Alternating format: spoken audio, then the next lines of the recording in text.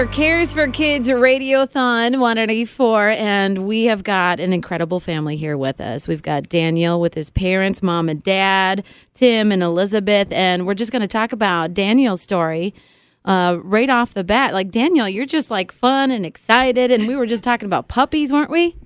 Yeah. Yeah. Okay, so you don't have to pick up poop this week or this month? Is that what's happening? Yeah. Yeah. You got the whole month off, don't you? Uh-huh. All right, perfect.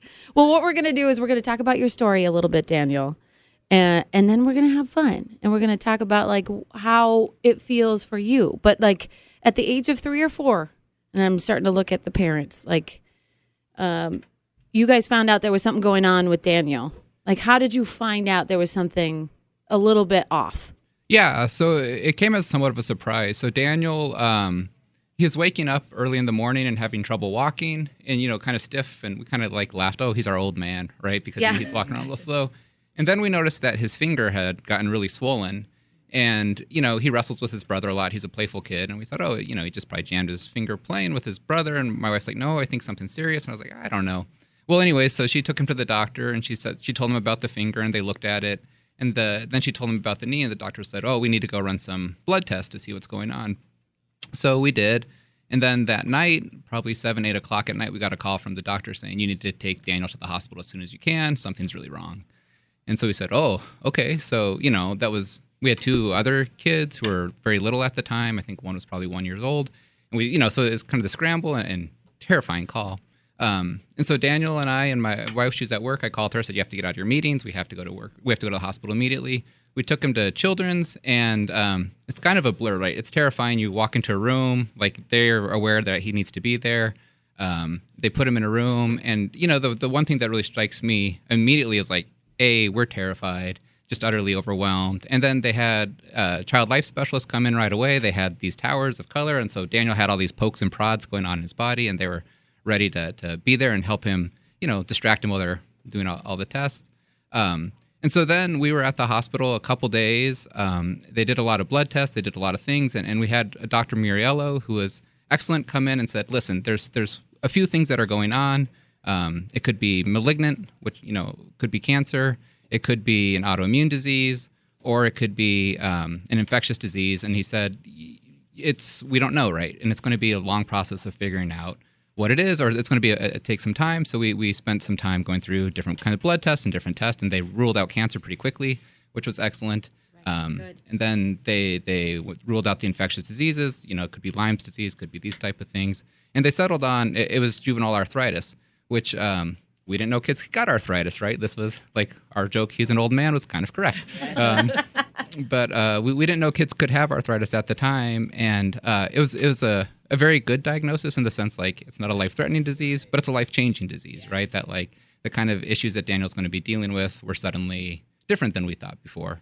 And so that was, a very interesting time because we're just so overwhelmed. And then, oh, my son has arthritis, and what does this mean? And, like, it can be very serious. Arthritis in kids, if it's not detected early, means that, their joints can deteriorate very quickly. They can end up disabled.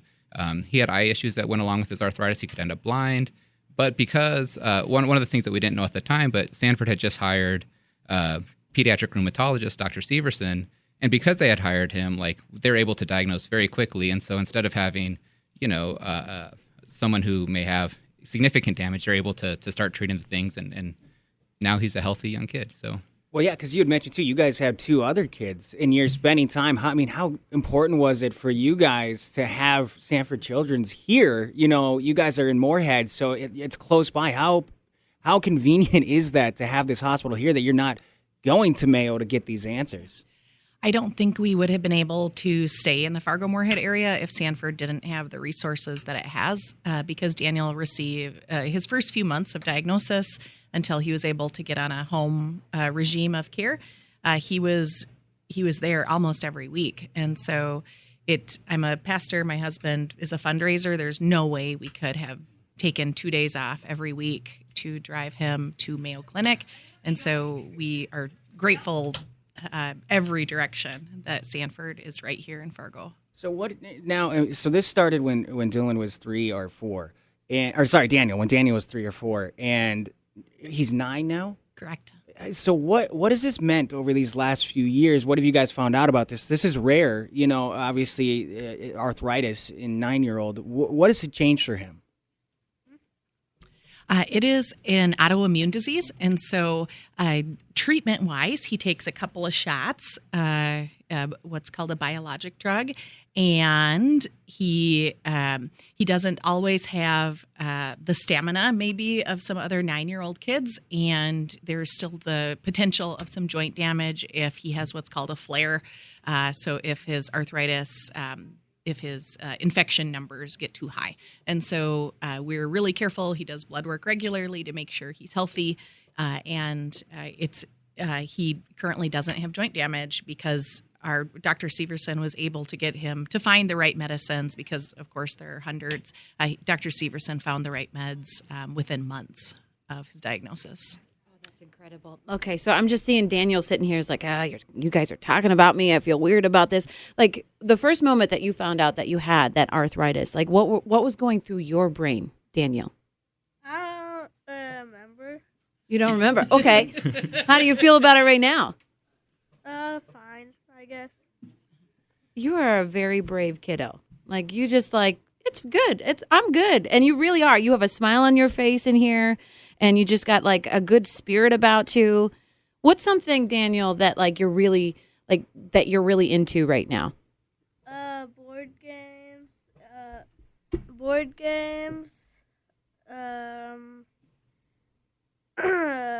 Biking. Biking. A lot of things. Reading and cross-country skiing. Not cross country. No. Well, we heard you just beat Mom, and you're not even into it. You just beat her in cross country skiing, and now you're just gonna pass up the sport, go out on top. Is that what you're telling me? I think the answer is yes.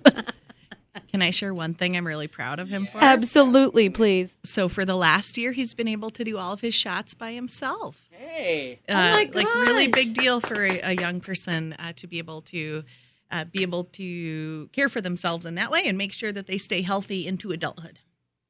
Is it better for you, Daniel, to do the shots, or is it kind of nice that Mom and Dad do it? It's better for them to do it, but I can't. But you can. Like, we're getting there. We're getting there. Well, thank you guys so very much for sharing your story, because it's stories like this that help us like really see what happens at the Sanford Children's Hospital and the care that they actually give to your children and help you feel more comfortable in whatever this unknown is. So just thank you so much for taking the time to do that, because that's literally what we're doing for the next couple of days, is trying to paint that picture of what we are actually supporting. So thank you guys. Thank you. Absolutely. Okay, so we've got more stories like this one right after this.